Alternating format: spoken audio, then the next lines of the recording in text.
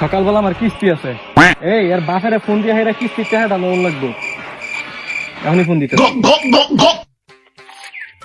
Hello, kidnapper Manglu speaking. আমি তোর মায়ের লাং স্পিকিং। তোর ছেলে আমার কাছে বন্দি, তোর ছেলেকে নিতে হলে 2 লাখ লাগবে। আরে আমার ছেলের ঠ্যাঙ্গের দাম কি মাত্র 2 লাখ টাকা? আরে না রে বোকাচোদা, তোর ছেলেকে আমি মারার জন্য নিয়ে এসেছি। আরে বেটা মারলে মার, এরকম কুলাঙ্গার পোলাপানের মাইরে হালা তুই। এরকম 12টা পোলাপান আমার আছে, কেউ আমারে খাওয়ায় না রে। মাইরা দে হালার পুতারে। আরে কেমন বাপরে তুই, তোর ছেলেকে বাঁচানোর জন্য তুই টাকা দিচ্ছিস না?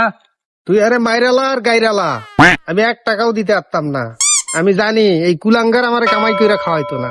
রাখলাম ফোন, রাখলাম।